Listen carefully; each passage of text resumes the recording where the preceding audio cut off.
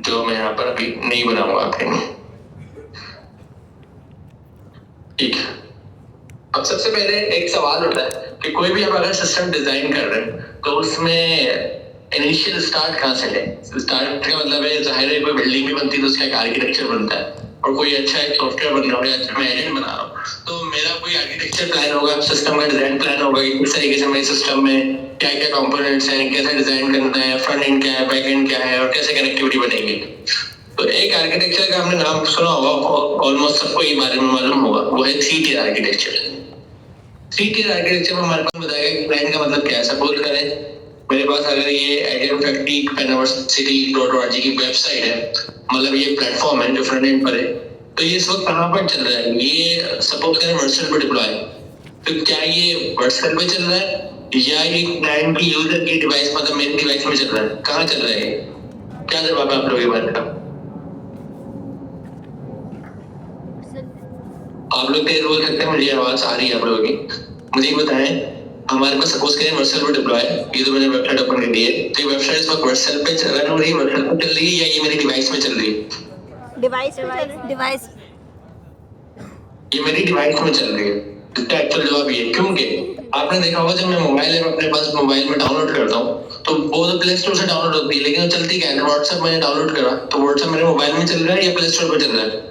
आप कहेंगे आपके मोबाइल में चल रहा है क्योंकि वो प्ले स्टोर से डाउनलोड हो गया, तो प्ले स्टोर का सोर्स जो है वो आपके पास एक अथॉराइज्ड सोर्स है और वहां से आप डाउनलोड करके चलाना शुरू करते हैं। सेम थिंग आपके ब्राउजर लेवल पर होती है, जब आप किसी वेबसाइट को ओपन करते हैं तो ये किसी सर्वर पे रखी हुई होती है, वहां से गेट होकर ये आपके ब्राउजर में कैश हो जाती है। तो इस वेबसाइट पे जितने भी ऑपरेशन हो रहे हैं वो आपका लैपटॉप यूज कर रहे हैं, आपके लैपटॉप का नेटवर्क यूज कर रहे हैं, सीपीयू यूज कर रहे हैं, रैम यूज कर रहे हैं, और सारा ऑपरेशन कंप्लीट आपकी अपनी डिवाइस में चल रहा है। तो इसीलिए हम फ्रंट एंड को क्लाइंट के पर यहाँ पर कहते हैं कि ये हमारे पास क्या है, ये हमारा प्रेजेंटेशन है, फ्रंट एंड मतलब क्लाइंट है। क्लाइंट को बोलते हैं वही क्लाइंट की डिवाइस में चलता है, यहाँ से जो रिक्वेस्ट जाती है वो क्लाइंट की डिवाइस से प्रोसेस होती है। तो ये बात तो हमारे लिए बड़ी सिंपल है। फिर हम आते हैं बैकएंड पे। बैकएंड मतलब डोमेन, मतलब बिजनेस, मतलब हमारी लॉजिक टियर, जहाँ पर हमारी सारी बिजनेस लॉजिक लिखी हुई है, जिसको हम एपीआई भी कहते हैं। तो ये हमारा सर्वर होता है एक्चुअली में। फिर उसके साथ एक और टियर होती है, वो है हमारी डेटाबेस की।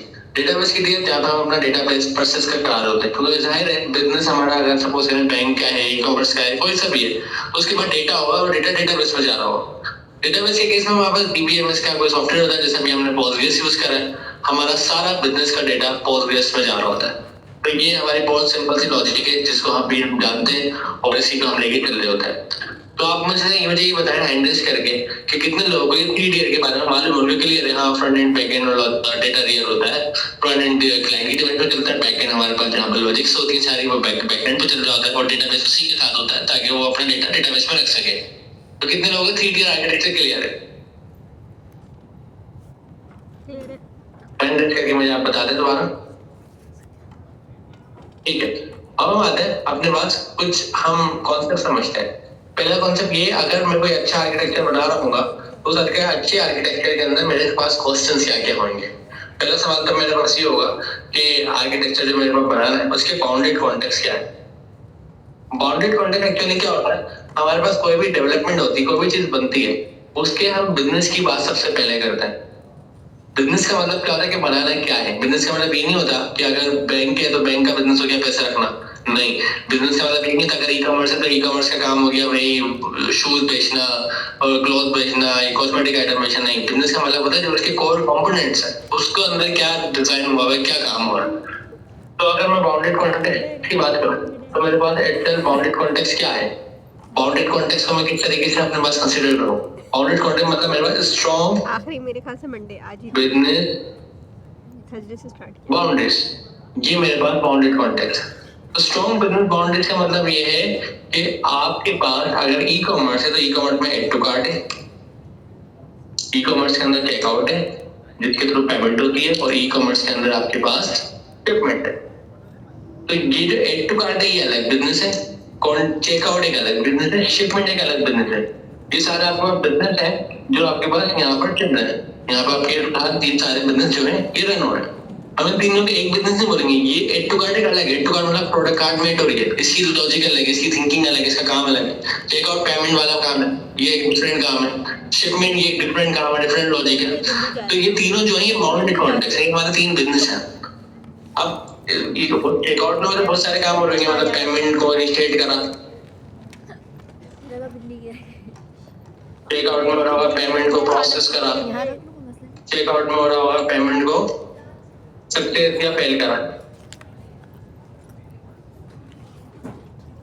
ये सारे काम चेकआउट में हमारे पास हो रहे हैं कि पेमेंट में हम कोई ना कोई ऐसी चीज कर रहे हैं जो हमारे पास या तो ये कह रही है कि पेमेंट सक्सेस हो गई, पेमेंट फेल हो गई। अब मुझे बताएं इसमें बाउंडेड कॉन्टेक्स्ट हमने 3 ही क्यों बनाए, हमने से ज्यादा क्यों नहीं बनाए?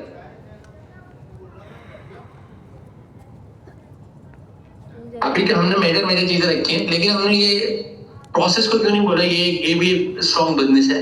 हमने इनिशिएट को स्ट्रॉन्ग बिजनेस बोला, हमने चेकआउट को क्यों स्ट्रॉन्ग बिजनेस बोला?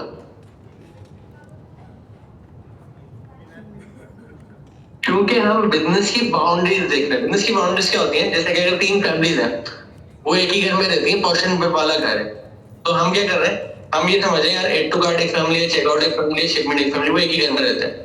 जबकि अगर देखा जाए तो तीनों फैमिलीज अलग अलग है, मतलब तीनों फैमिलीज की बाउंड्रीज अलग अलग है।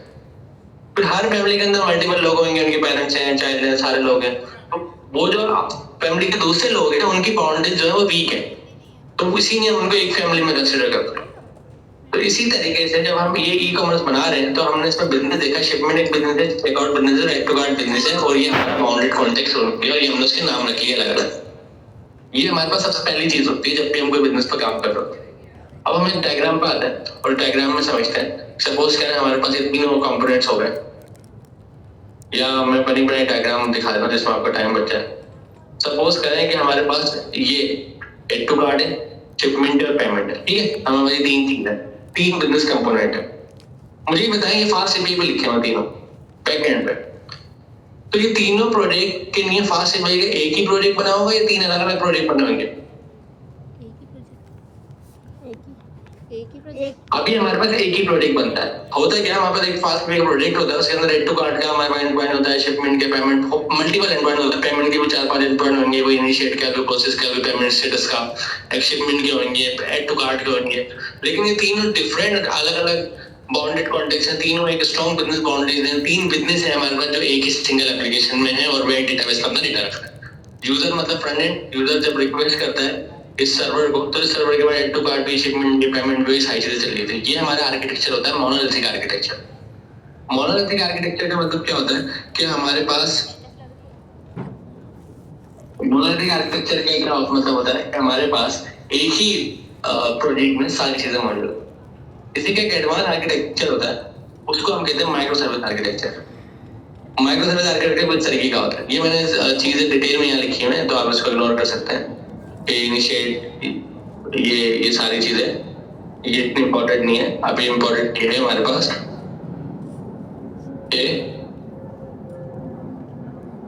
ये चेकआउट है, ये चेकआउट सर्विस। माइक्रो सर्विस में हमारे पास क्या होता है कि जो हमारे पास एड टू कार्ड है, चेकआउट है, शिपमेंट है, ये 3 अलग अलग बिजनेसेस हैं, तो हम इन तीनों की अलग अलग सर्विसेज बनाते हैं, अलग अलग प्रोजेक्ट बनाते हैं। एड टू कार्ड का प्रोजेक्ट अलग बनाएंगे, चेकआउट का प्रोजेक्ट अलग बनाएंगे, शिपमेंट का एक प्रोजेक्ट अलग बनाएंगे, और हर प्रोजेक्ट का डेटाबेस सेपरेट होगा। ये माइक्रो सर्विस का रूल होता है कि हम डेटाबेस सेपरेट करते हैं हर एक सर्विस का। ये सर्विसेज अलग अलग बनाने का हमें बेनिफिट क्या हुआ? ये सर्विसेज अलग बनाने का हमें बेनिफिट ये हुआ, पहले तो हमारी सर्विस अलग अलग हो गई, टीम वेलोसिटी बढ़ गई। अच्छा मैं कुछ वर्ड भी आप लोगों को बता दूंगा, वर्ड्स नोट करते रहे। टीम वेलोसिटी क्या होती है कि टीम के काम करने की कैपेसिटी बढ़ गई। जब टीम को हम एक ही प्रोजेक्ट के अंदर तीनों चीज रख के देते थे तो कोड कॉम्प्लेक्स होता था, मैनेजमेंट मुश्किल होती थी, एक बंदा एक चीज पे काम करता था, दूसरा दूसरे पे, इन दोनों में आपस में अगर पेमेंट में कोई इशू आया था, शिपमेंट कोई इशू होता था, क्योंकि कोड बेस्ड तो ही नहीं है, कोड में एरर आएगा तो पूरे प्रोजेक्ट का एरर है, ये सारे इशू होते थे। यहाँ पर हमने तीनों को सेपरेट कर दिया। तीनों को सेपरेट करने का हमें सबसे बड़ा बेनिफिट क्या हुआ? ये 3 सेपरेट सर्विसेज रहेंगे और ये तीनों सेपरेट सर्विसेज अलग अलग परफॉर्म कर रही हैं, अलग अलग वर्किंग कर रही हैं, अलग अलग चल रही हैं, इसकी डेवलपमेंट भी अलग हो रही है, तो टीम की वेलोसिटी हमारे पास इंक्रीज हो गई और तीनों का मैनेज भी अलग अलग कर रहा है। और यहाँ पर एक सिंगल पॉइंट ऑफ फेलियर नहीं है। सिंगल पॉइंट ऑफ फेलियर क्या होता है कि एक के बंद होने से सब बंद। मोनोलिथिक में तो पूरी एक बंद हुई तो पूरी एप्लीकेशन में। यहाँ पर अगर चेकआउट थोड़ी देर के लिए बंद हो जाए तो एड टू कार्ड चलता रहेगा, शिपमेंट चलती रहेगी, और जब चेकआउट वापस आ जाएगी तो वो थोड़ी देर के लिए अनअवेलेबल होगी, फिर वो अवेलेबल हो जाएगी। ये हमारा माइक्रो सर्विस आर्किटेक्चर में होता है। लेकिन सवाल ये आता है जो हमारे पास ई कॉमर्स में ये 3 सर्विसेज है, एड टू कार्ट, चेकआउट और शिपमेंट, तो ये तीनों एट ए टाइम चलेंगी या तीनों का अलग अलग टाइम होगा चलने का? जो कस्टमर आएगा पहले एड टू कार्ट करेगा, फिर चेकआउट और शिपमेंट, तो आप में से क्या बताया जवाब है? एक साथ चलती है या अलग अलग चलेंगी? अलग अलग चलेंगी क्योंकि काम अलग अलग कर अलग अलग चलेंगे। तो जहां पर हमारे पास स्टेप्स आ जाए ना, डिपार्टमेंट आ जाए, जैसे आप एनआईसी बनवाने गए तो एक डिपार्टमेंट पे गए, वहां पे आपने पिक्चर दी, डिटेल्स दी, दूसरे डिपार्टमेंट में गए, वहां पे आपने डॉक्यूमेंट जमा कराया, तीसरे डिपार्टमेंट पे गए, वहां पे ये करा। तो जब स्टेप्स आ रहे हैं भाई, पहले ये फिर ये फिर ये, तो उसको हम कहते हैं वर्क फ्लो। तो ये जो हमारा वर्क फ्लो है, पहले एड टू कार्ड हो रहा है, फिर चेकआउट हो रहा है, फिर शिपमेंट हो रहा है, इसको मैनेज कौन कर रहा हूँ?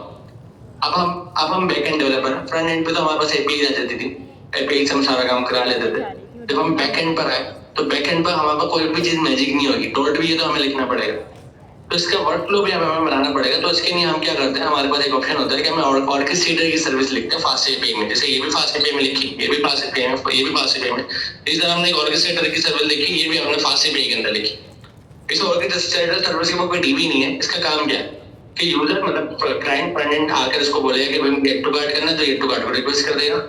जब चेकआउट करना होगा, चेकआउट में भी बहुत सारे काम हो रहेंगे, पेमेंट इनिशिएट करना, एक दूसरे चीजें करना, दूसरे प्रोसेस करना।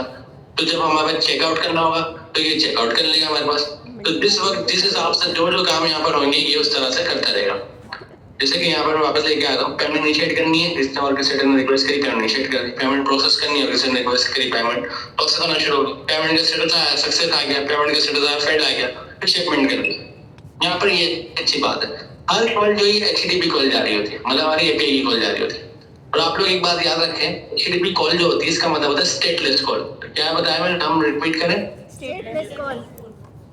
Stateless call. तो स्टेटलेस कॉल का मतलब क्या होता है, ये कहीं पे अपना डेटा सेव नहीं कर रही होती। जैसे फंक्शन होता है, जब उसको कॉल करेंगे तो रिटर्न का वेट करना पड़ेगा।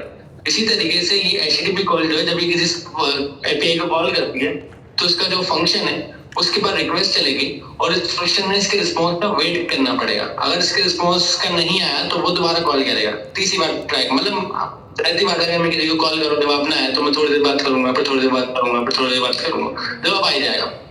यहाँ पर हमारे पास एक प्रॉब्लम है। वो प्रॉब्लम क्या है कि हमारे पास जो पेमेंट इनिशिएट हो रही है, इसमें क्या हुआ, यूजर आया, यूजर ने पेमेंट इनिशिएट करी और पेमेंट सक्सेसफुली इनिशिएट हो गई और हमारा एक काम पूरा हो गया। अब दूसरे नंबर पर होगा क्या, पेमेंट प्रोसेस होगी बैकग्राउंड पर। नॉर्मली ये होता है कि यूजर ने पेमेंट इनिशिएट कर दी, पेमेंट इनिशिएट हो गई है, लेकिन पेमेंट का जो प्रोसेस होने का स्टेप है वो थोड़ा सा सेपरेट है, वो अलग है। अब जब पेमेंट इनिशिएट होने के बाद पेमेंट प्रोसेस होगी, जाहिर है हो सकता है टाइम लगे, 1 घंटा भी लग सकता है, कुछ स्पेसिफिक टाइम पीरियड रिक्वायर्ड है। तो पेमेंट सक्सेस जो है फौरन नहीं होगी, हो सकता है 1 मिनट बाद या 2 मिनट बाद या कुछ टाइम बाद। तो जो ऑर्केस्ट्रेटर है, जो हमारा वर्कफ्लो मैनेज कर रहा है, जो आपने एक बैकएंड सर्विस लिखी है, आप इसमें बार बार पेमेंट का स्टेटस चेक करेंगे, इसी की कॉल लगाएंगे, फिर चेक करेंगे, फिर कॉल लगाएंगे, फिर चेक करेंगे। कोई ऐसा मैकेनिज्म नहीं है कि पेमेंट सक्सेस हो जाए और ये कहीं पे बता दे ऑर्केस्ट्रेटर वहां से देख ले, हाँ भाई पेमेंट सक्सेस हो गई है, बार बार कॉल लगाया। तो यहाँ पर एक वर्ड आता है जिसको हम बोलते हैं स्ट्रांगली कंसिस्टेंट।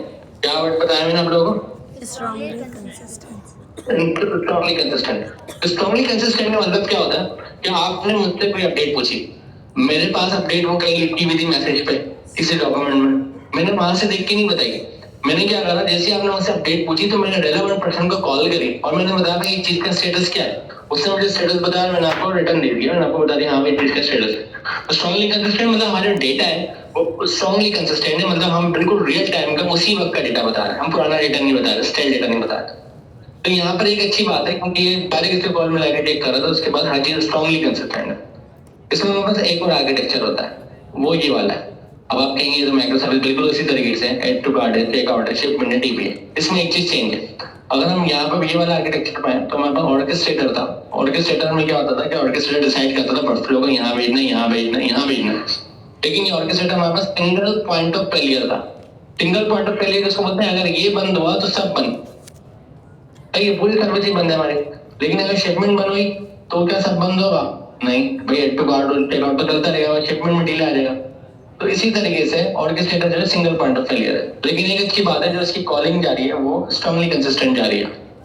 अब इसके अंदर हम एक और फ्लो देखते हैं और वो फ्लो नीचे वाला है।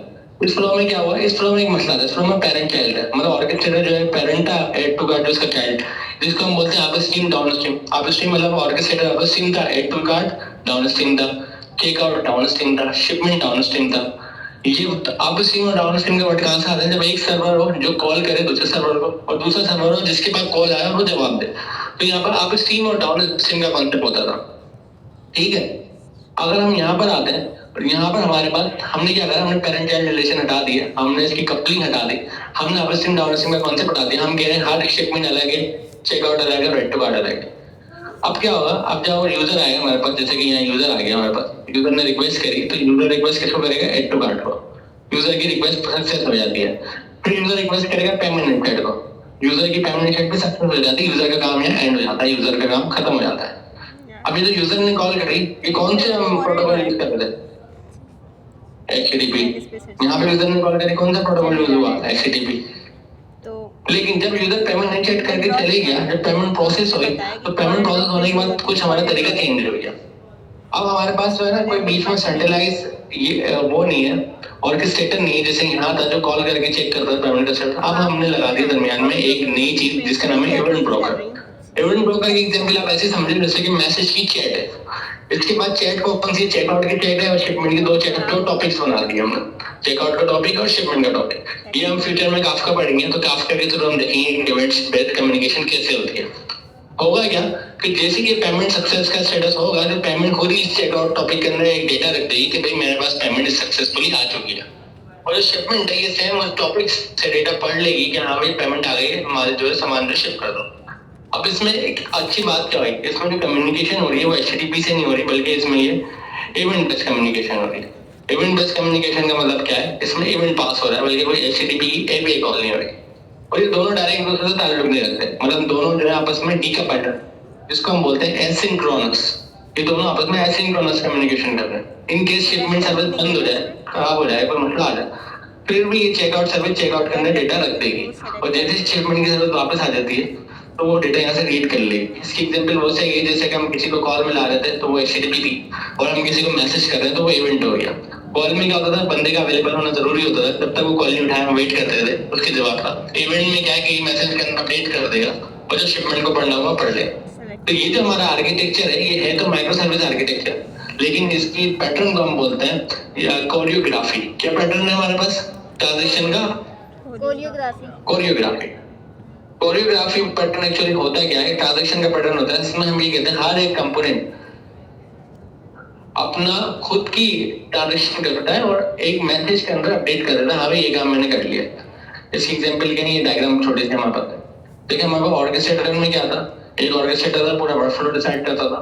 कोरियोग्राफी में क्या है, हर सर्विस एक अलग अलग चल रही है, इवेंट के अंदर वो अपना स्टेटस रख देती है, दूसरी सर्विस वहां से उसका स्टेटस पढ़ के आगे चली जाती है। तो ये हमारा कोरियोग्राफी का एक पैटर्न है और ये बड़ा जबरदस्त पैटर्न है, इसको हम लेके चल रहे हैं। तो ये थी हमारी बहुत शॉर्ट सी इंट्रोडक्शन जो मैंने आपको मॉडल थी माइक्रो सर्विस की बताई है। अभी हम शिफ्ट करेंगे हमारे कंटेनराइजेशन के टॉपिक पर, डॉकर के टॉपिक पर। डॉकर के टॉपिक में हम कुछ एडवांस चीजें पढ़ लेंगे जिसका भी सब आप नाम रख लें, फ्यूचर में हम इसको डिस्कस करेंगे। एक टॉपिक हम पढ़ लेंगे रेजिलियंस का, जब हम डॉकर और क्लाउड नेटिव पे जाएंगे। क्या टॉपिक बताया मैंने? और दूसरा टॉपिक हमारे पास होगा फॉल्ट टॉलरेंस का।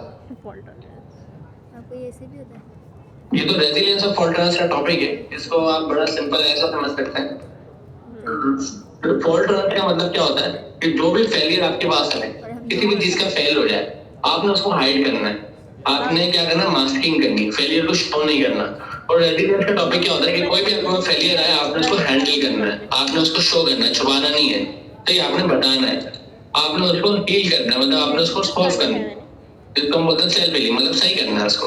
उसको या तो बताना है, सही करने का मतलब ये भी है मैं ट्राई करा नहीं हुआ तो बता दिया। लेकिन फॉल्ट टॉलरेंस में होता है कि हमें एरर बताना नहीं है, हाइड करना है, मास्किंग करनी है।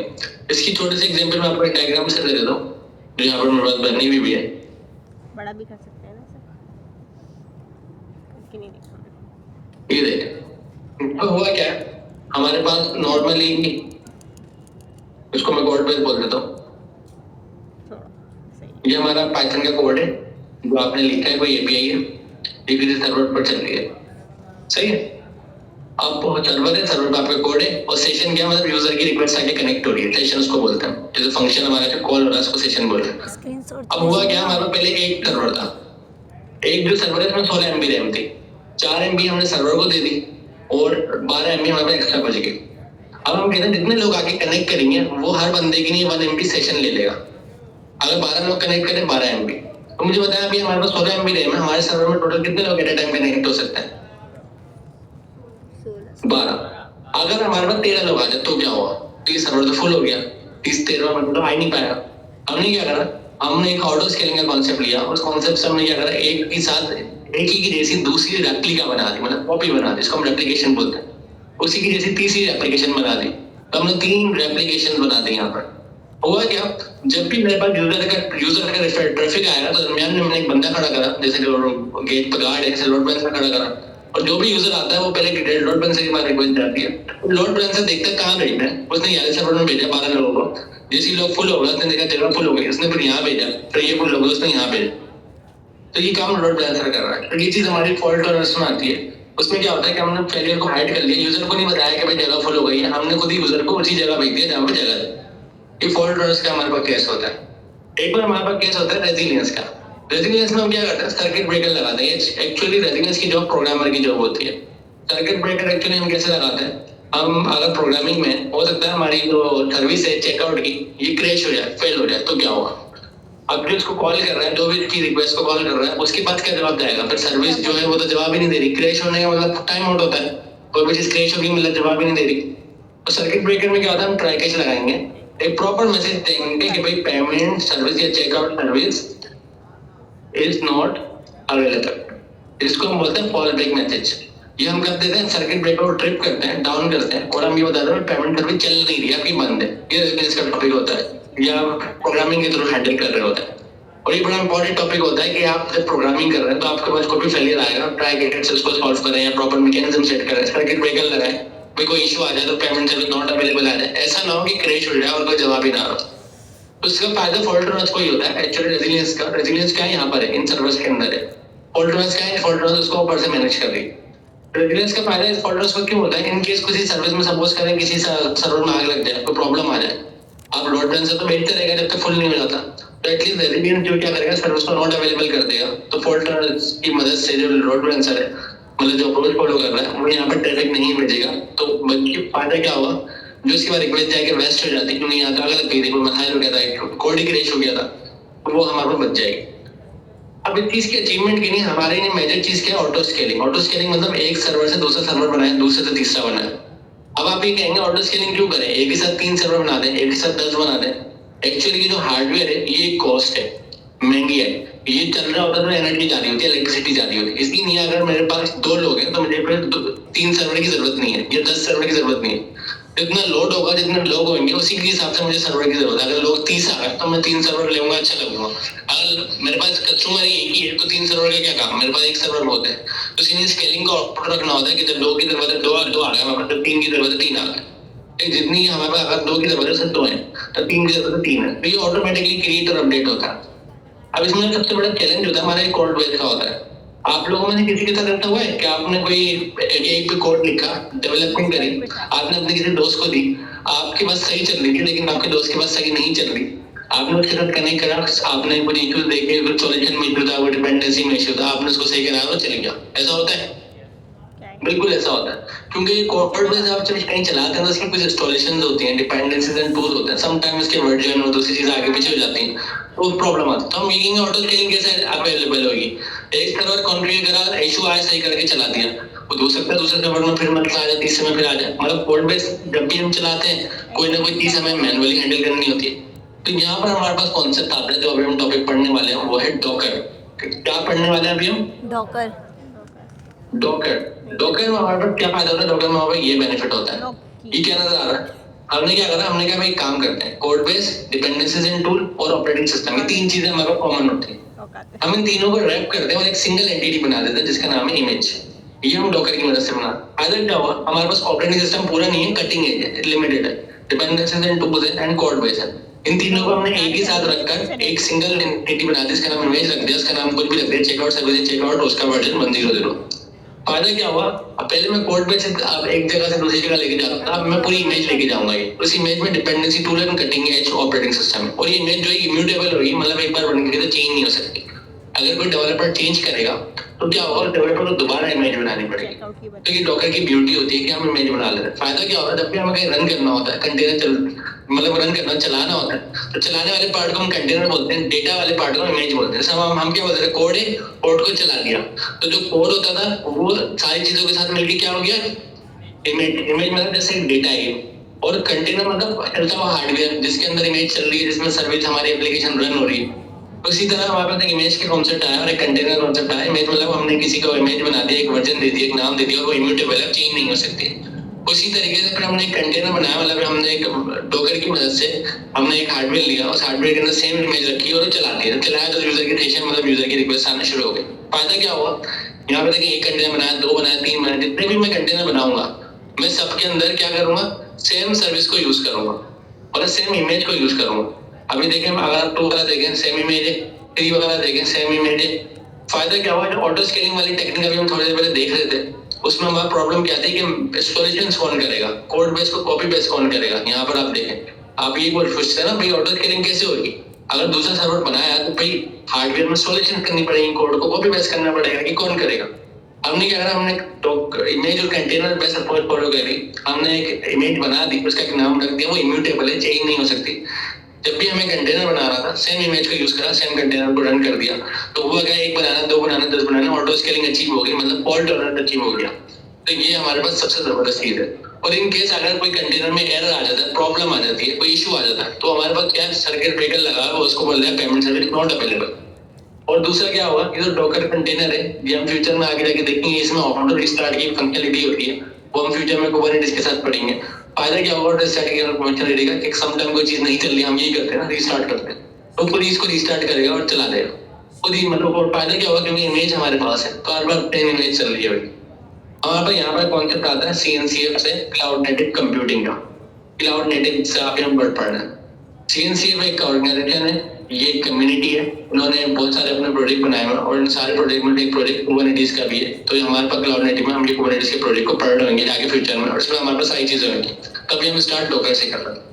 और क्लाउड नेटिव की बिल्कुल शॉर्ट डेफिनेशन होती है, वो क्या होती है, पहले हम ये कोड बेस पर था, इसको कहीं कॉपी पेस्ट करते थे। अब हमने क्या करा, कोड बेस के साथ developer tool, cutting edge operating system, इन सबको कंबाइन कर दिया, तो इसको हम नेटिव कह रहे हैं। नेटिव मतलब सपोज करें आपके पास दरख्त आपके जमीन में उगता है पाकिस्तान में, तो पाकिस्तान का नेटिव दरख्त हो गया, पाकिस्तान में होगा। लेकिन एक अमेरिका का नेटिव दरख्त है जो अमेरिका में उगा है, अमेरिका में बड़ा हुआ है, अगर हम उसको पाकिस्तान में इंपोर्ट करते हैं, तो क्या वो सेम तरीके से पाकिस्तान की जमीन पे ग्रो करेगा जैसे अमेरिका में कर रहा था, या कुछ इश्यूज आ सकते हैं? आ सकते हैं इश्यूज आ सकते हैं। क्यों आएंगे, क्योंकि पाकिस्तान का नेटिव नहीं है, वो अमेरिका से इंपोर्ट होगा है। एक्चुअली हमारे कोड बेस के साथ भी यही होता था, जब हम इसको एक जगह से दूसरी जगह कॉपी पेस्ट करते थे, तो वो वहाँ का नेटिव नहीं होता था, क्योंकि डिपेंडेंसी टूल दोबारा से इंस्टॉल होती थी, ऑपरेटिंग सिस्टम की सेटिंग के पैरामीटर या वेरिएबल दोबारा से लगते थे, तो हर बार वो कोड जो है वहाँ का नॉन नेटिव होता था, मतलब एंटी नेटिव होता था। हमने क्या करा, इमेज बना के इस कोड को नेटिव कर दिया। अभी टाइम पर भी जाता है, ये अपनी सारी चीजें साथ लेके आता है, मतलब दरख्त हमारे पास आया, उसके जमीन की मिट्टी भी साथ लेके आ रहा है, तो हमारे पास ये नेटिव होता है। तो यहीं से हमारे पास क्लाउड नेटिव का कॉन्सेप्ट आता है, जो हमारा कोड है वो नेटिव है। और क्लाउड की मीनिंग होता है ऑनलाइन एनवायरनमेंट या रिमोट एनवायरनमेंट, या एक ऐसा एनवायरनमेंट जो इंटरनेट पे मौजूद है। तो अब ये कोड बेस जब मैं किसी भी जगह पे लेके जाऊंगा, क्लाउड पे लेके जाऊंगा, तो ये वहां का नेटिव होगा, क्योंकि ये अपने सारी चीजों को साथ लेकर आ रहा है। तो ये क्लाउड नेटिव का कॉन्सेप्ट है। तो होपफुली आपके इसमें अगर कोई सवाल होंगे वो नेक्स्ट क्लास में हम कवर कर लेंगे। ये बहुत शॉर्ट सी डेफिनेशन थी। अब हम अपने प्रैक्टिकल पर आते हैं, जहाँ पर वहाँ पर डॉकर के टूल स्टार्ट होता है। इसमें 2 चीजें हैं, डॉकर इमेज और कंटेनर। अब आपके क्लास टीचर आपको बताएंगे डॉकर इमेज और कंटेनर से रिलेटेड चीजें और डिटेल्स। तो ओवर टू यू हमजा भाई। मेरा को कहा चलो अब सही है, सुकून मिल गया।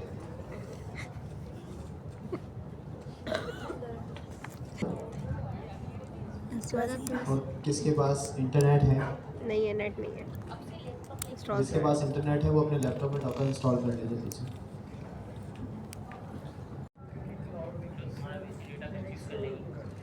एक एक करके बताएं सोच के, ज़रूरी नहीं है। लिनक्स काम करता है वो। देखो विंडोज़ 11 जो है उसका साइज़ कितना है, कभी चेक किया कितना साइज? कभी चेक नहीं किया। विंडोज़ 10 का किया, जीबीस में विंडोज़ XP का किया, क्यों नहीं किया? 10-12 अबे GB भाई कभी ये जहमत नहीं हुई कि मैं लैपटॉप, लेट सपोज लैपटॉप खरीदने जाता है, आप नया लैपटॉप लेते हैं, आप SSD लेट सपोज आपने ली 512, ठीक है, गीगाबाइट्स, लेकिन आप देख रहे हैं कि जो उसने 2 पार्टीशन बनाए लोकल डिस्क सी के अंदर पहले से ही 100 GB खत्म हुई हुई है। कभी आपने दुकान वाले से लड़ाई क्यों नहीं की कि यार 512 बोले तो 412? तो ऑपरेटिंग सिस्टम क्या है? कोई बाहर से चीज़ आई है? विंडोज। ऑपरेटिंग सिस्टम क्या है लैपटॉप का? तो जो 100 GB का जो डेटा है वो किसका है? 100 GB विंडोज। बात समझ आ रही है जो मैं लिंक करना चाह रहा हूँ। अब आप गए क्लाउड पे, आपने विंडोज़ इंस्टॉल की, कितना साइज़ गया? क्या ये फिजिबल है? नो। आपके जहन में ये है कि मैं विंडोज़ इंस्टॉल करूंगा, विंडोज़ पे मैं फास्ट एपीआई या यूवी इंस्टॉल करूंगा, उसके ऊपर फिर मैं फास्ट एपीआई इंस्टॉल करूंगा, फिर मेरा प्रोजेक्ट चलेगा एज ए लेमैन। तो मैं क्या करूंगा, मैं जाऊंगा क्लाउड पे, क्योंकि मुझे विंडोज़ 10 पे चलाने, तो क्या मैं 100 GB वाला सर्वर खरीदूंगा जिसकी स्टोरेज इतनी हो, और फिर 8 GB पे शायद विंडोज़ 11 ठीक भी ना चले, तो मुझे 16 GB चाहिए रैम। अब हमसे अगर तुम जाओ बेसिकली AWS की वेबसाइट पे और ज़रा चेक करो इंस्टेंस की प्राइस कितनी है जो कि एक 16 GB रैम प्रोवाइड कर रहा है।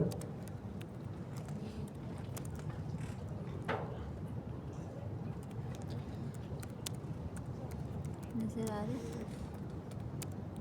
और बड़ा करो। सही है। अब आ रहा है।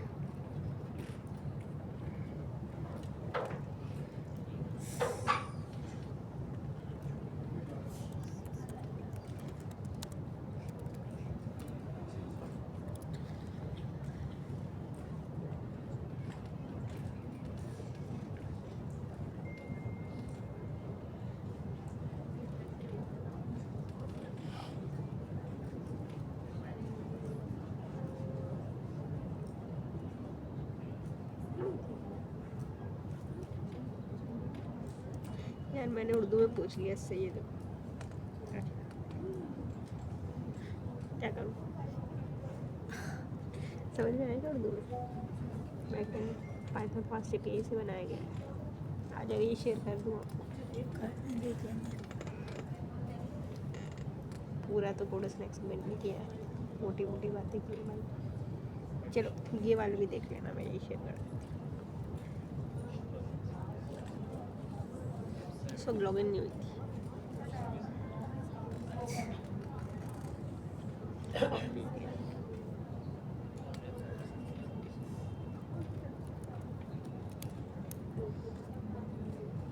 सर की लिंक शेयर कर दूँ तो होगा ना, इसमें होगा वैसे। चैट खोलूँगी, इसमें सबसे पहले लिंक की गेट।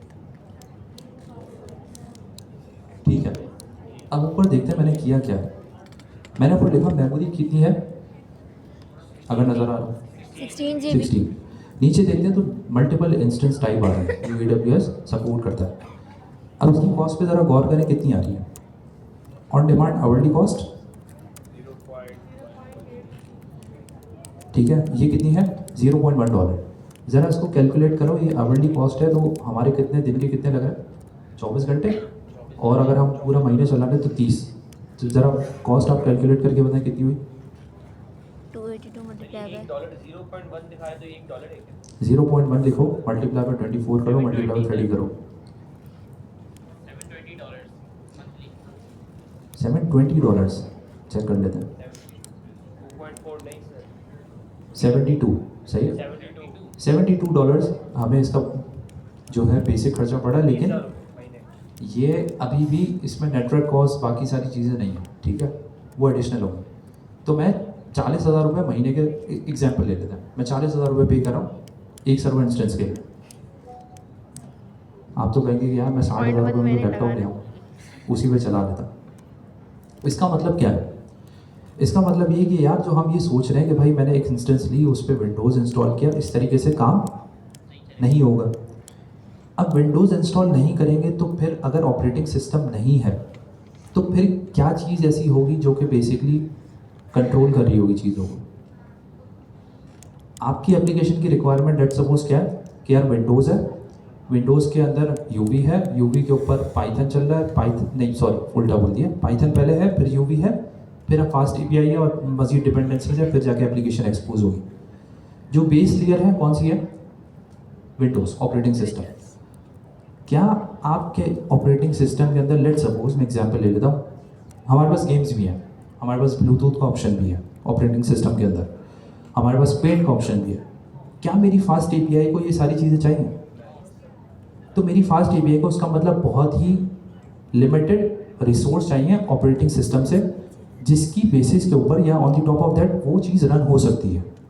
ठीक है, अब ये चीज़ें कंपाइल करना यानी सिर्फ ओएस का स्पेसिफिक लेयर्स उठाना, उसके ऊपर पाइथन इंस्टॉल करना, उसके ऊपर मेरी एप्लीकेशन की डिपेंडेंसीज इंस्टॉल करना, ये सब हम किसके थ्रू कर रहे हैं? इसके लिए हम डॉकर की फाइल बना रहे हैं, इसके लिए हम डॉकर का ब्लूप्रिंट बना रहे हैं।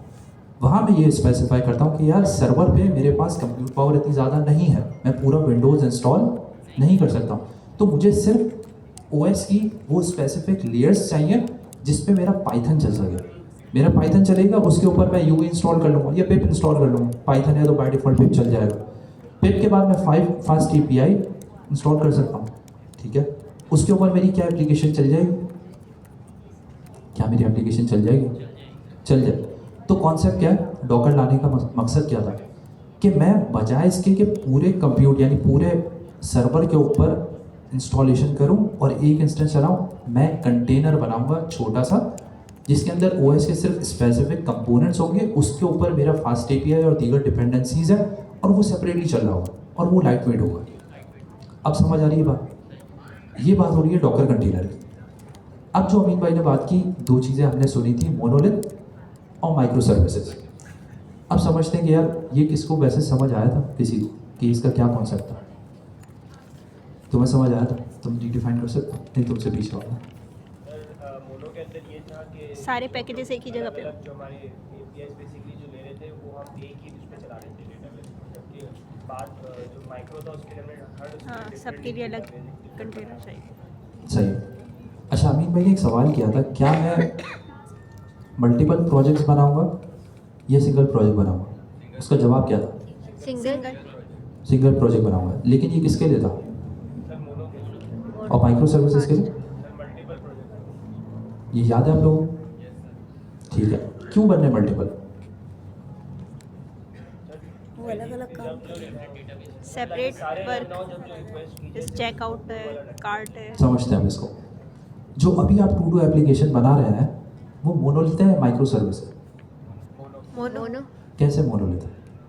ये तो तुम ये कह सकते हो कि एक प्रोजेक्ट है तो मोनोलिथ है, ऐसे ही है ना? माइक्रो सर्विसेज में क्या होगा? Let suppose to do app अभी हमने बनाई है, लेकिन हम इसको फर्दर ब्रेक डाउन करते हैं। टू डू ऐप तो आपकी जो टू डू है, जो टू डू की सर्विस है, वो आपकी बिजनेस लॉजिक है। मगर क्या सिर्फ to do application, let suppose आप उसको एज सास लेके जा रहे हो यानी software as a service, to do code logic है, लेकिन यूज़र को ऑथेंटिकेट भी करना है, यूज़र से पेमेंट भी लेनी है। अगर मैं मोनोलिथ बनाऊंगा तो जो मेरा सिंगल फास्ट एपीआई का प्रोजेक्ट है, इसी के अंदर मैं टू डू की लॉजिक भी लिख रहा हूँ, मैं ऑथेंटिकेशन की भी लिख रहा हूँ और मैं पेमेंट की भी लिख रहा हूँ। बात समझ आ रही है? और अगर मैं माइक्रो सर्विसेज बेस बना रहा हूँ तो मेरे मल्टीपल प्रोजेक्ट्स हैं जिनके अंदर स्पेसिफिक टू दी सर्विस काम हुआ हुआ। अगर माइक्रो सर्विसेज बेस्ड आर्किटेक्चर तो लेट सपोज ऑथ की सर्विस अलग बनेगी, टू डू की अलग है, पेमेंट की अलग है, सारी एज अ कंटेनर अलग अलग चल रही है। कंटेनर के दरमियान जो कम्युनिकेशन हो रही है उसके दो पैटर्न बताए थे, कौन कौन से थे? नहीं, कम्युनिकेशन पैटर्न जो डिज़ाइन पैटर्न था, ऑर्केस्ट्रेटर, और दूसरा कौन सा था? कैफन, कस्टमर। Local balancer, CNC।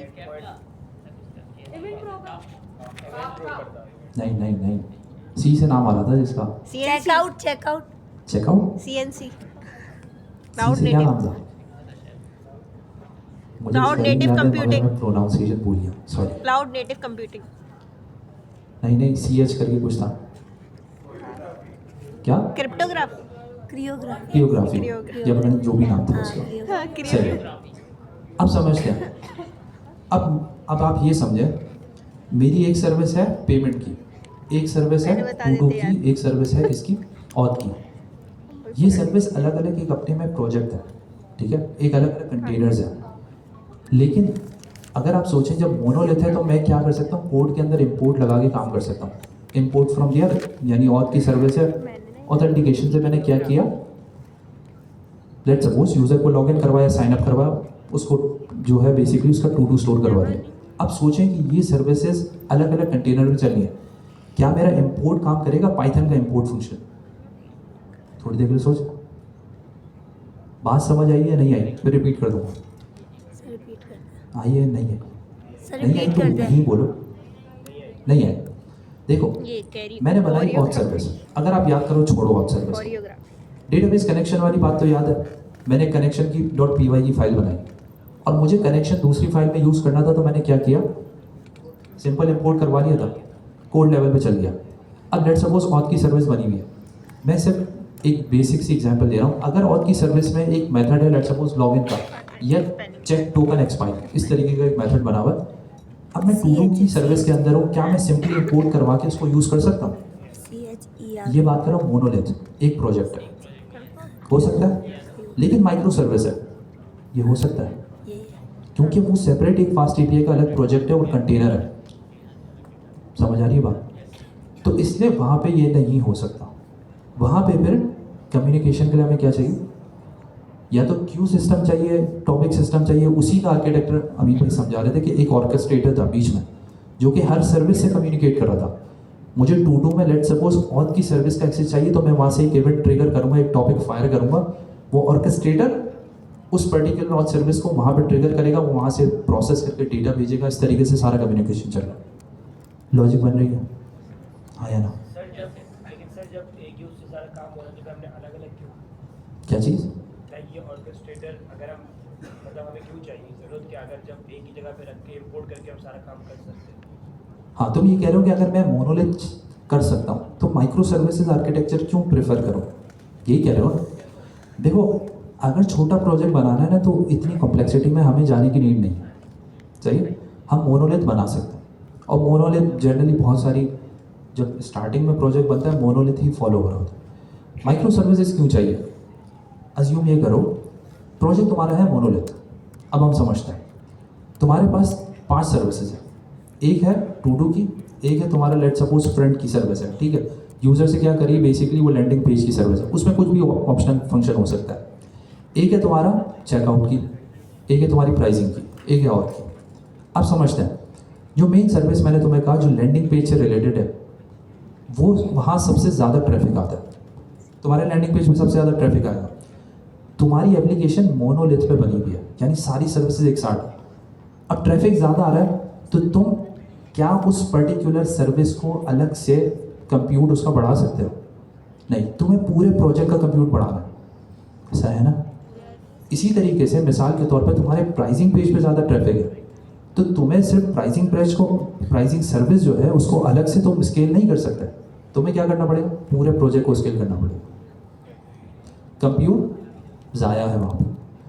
अब तुम्हारी अगर माइक्रो सर्विसेज आर्किटेक्चर है, ट्रैफिक बहुत ज़्यादा है, तो जिस सर्विस पे ज़्यादा ट्रैफिक है, यानी लेट सपोज तुम्हारे रजिस्टर्ड यूज़र है, टू का ऑपरेशन जो है या टू की सर्विस सबसे ज़्यादा यूज़ करते हैं, लेकिन बाकी चेकआउट है, बाकी सब्सक्रिप्शन है, प्राइसिंग है, वो महीने में एक ही मरतबा चल रही है फॉर एग्जाम्पल। तो तुम क्या करोगे? टू वाली सर्विस को कंप्यूट इंक्रीज करोगे। Make sense? ठीक है। सारी बातें करने का मकसद ये था कि हम ये समझे कि यार डॉकर क्यों यूज़ करना है, डॉकर फाइल हमने क्यों यूज़ करनी है, और फिर डिप्लॉयमेंट से रिलेटेड जो भी चीज़ें डिस्कस हुई थी, जो अभी अमित भाई बता के गए, उसका एक रिवीजन हो जाए। यहाँ तक बात क्लियर है? अगली क्लास में भूलोगे तो नहीं? ठीक है। अब आप लोगों ने प्रोजेक्ट बना लिया, सही है? आप लोगों के पास टू की एप्लीकेशन बनी हुई है। अब हमें इसको क्लाउड पर डिप्लॉय करना है। क्लाउड पर डिप्लॉयमेंट के लिए मैंने क्या कहा, हमें क्या यूज़ करना है? डॉकर यूज़ करना, ठीक है? डॉकर क्यों यूज़ कर रहे हैं? क्योंकि लाइट वेट, वो एक लाइट वेट मशीन बना देगा। लेट्स सपोज सर्वर के अंदर छोटे छोटे सर्वर बना देगा, एग्जाम्पल। अब डॉकर के कंटेनर तो सर्वर पे चलेंगे, लोकली मैं क्या चीज़ कर रहा हूँ जो कि स्पेसिफाई करेगा, जो कि यूज़ होते हुए मेरे कंटेनर बनेंगे। There should be a blueprint, एक फाइल होनी चाहिए जो कि डिफाइन करे कि यार क्या क्या मुझे चाहिए, मतलब कौन सा ओएस चाहिए, पाइथन का कौन सा वर्जन चाहिए, इंस्टॉलेशन कैसे करनी है, एक्सपोज कहाँ करना है। यानी जो कंटेनर है उसको भी तो कोई ना कोई इंस्ट्रक्शन देनी पड़ेगी ना कि यार यहाँ से कोड उठाओ, उसके अंदर ये चीज़ें डालो, फिर इसको एक्सपोज करो यहाँ पे, फिर जाके जब यूज़र की रिक्वेस्ट आएगी तो उस कंटेनर पर राउट होगी। ऐसा है या नहीं है? लोकली चलाने के लिए भी पोर्ट डिफाइन करते हैं ना, तो कंटेनर में चलाने के लिए भी सारी चीज़ें डिफाइन करेंगे। उस डिफाइन करने के लिए हम एक फाइल बनाते हैं जिसका नाम क्या है, Docker file. Docker file, Docker image नहीं, डॉकर फाइल बनाएंगे जिसमें सारी स्पेसिफिकेशन हम डिफाइन करेंगे। ठीक है, उसको पुश करेंगे, वो एज एन इमेज फॉर्म है। इमेज होती है रीड ओनली, ब्लूप्रिंट। पहले लिखोगे किसमें, फाइल से क्या बनेगी, इमेज, ब्लूप्रिंट, एक स्टैटिक कंटेंट बन जाएगा। वो इमेज यूज होगी कंटेनर बनाने के लिए। Docker file, Docker image, Docker container. ठीक है, फाइल के अंदर अब हम इंस्ट्रक्शंस देते हैं। अब मैंने आपसे कहा कि सबसे पहले आपको क्या बताना पड़ेगा कि भाई ऑपरेटिंग सिस्टम कौन सा यूज़ करना है जिसकी डिपेंडेंसी चाहिए स्पेसिफिक। उसके बाद क्या डिफाइन करना है, पाइथन। उसके बाद फिर आप डिपेंडेंसीज इंस्टॉल करेंगे, फिर फास्ट एपीआई की कमांड लिख रन कर देंगे, आपका कंटेनर चल जाएगा। ठीक है, अब हमसे तुम्हें एक फाइल बनाओ ज़रा।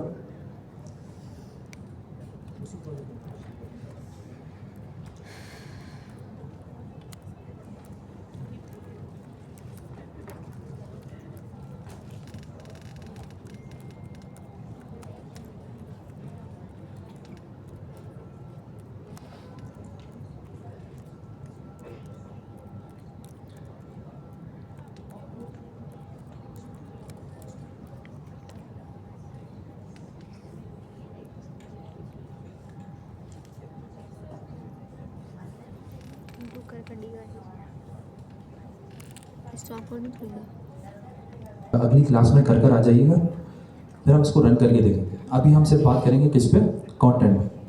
अच्छा, ये हो गई सारी डिप्लॉयमेंट से रिलेटेड। अब कुछ टॉपिक हैं जो फास्ट एपीआई के लेवल पे रह गए। उसमें से एक टॉपिक था जो अभी बात कर रहा था हमजा, डिपेंडेंसी इंजेक्शन का। डिपेंडेंसी इंजेक्शन क्यों ज़रूरी है, देखें समझते हैं। डिपेंडेंसी में हो क्या रहा, मैंने क्या किया, मैंने एक राउट बनाया, सही। मुझे डेटाबेस का सेशन चाहिए था, मैंने क्या किया, राउट बनाया, उसमें मुझे डीबी का सेशन चाहिए। डिपेंडेंसी इंजेक्शन हटा देते हैं थोड़ी देर के लिए, मैंने डायरेक्टली इंपोर्ट कर दिया। उसका नुकसान क्या होगा, मैंने कहा सिर्फ गर्ल्स लिखते हैं, बॉयज़ को नहीं लिखता, उन्हें सब वो दिमाग में लगता है। हमारा दिमाग अच्छा, और कोई अब तुम लिखो मत या थोड़ा। हाँ, अगर समझ आएगा तो ज़रूर। तुम लेक्चर लेती हो तो मेरा थोड़ा एक्सपीरियंस भी है। हाँ है तो सही, लेकिन इंग्लिश का समझ नहीं आता। कर देती है आपका भी एक्सपीरियंस, लिखने का एक्सपीरियंस नहीं है। डिपेंडेंसी जो इंजेक्शन है, इन जनरल इसका मतलब क्या लगता है आपको, DI। अच्छा छोड़ो, फास्ट एपीआई का राउट है, सही है। मैंने उसमें एक चीज़ पे डिपेंड लगा दिया, काम कैसे कर रहा होगा, उसमें कोई लॉजिक लिखी हुई है। तो डिपेंडेंसी इंजेक्शन से मतलब क्या है, किस तरीके से वो चीज़ें प्रोसेस करेगा। मैच कर रहा हूँ। नेट पे से सर्च कर लो, वो ये बोलेंगे।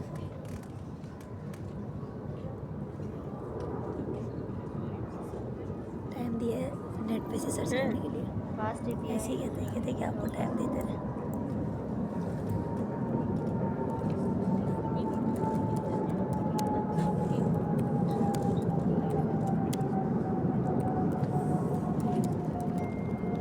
सोच के बताएं।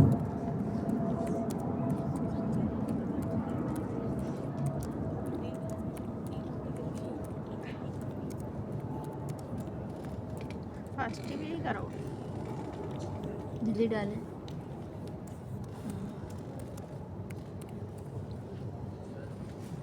क्या हुआ, खामोश क्यों हो गए।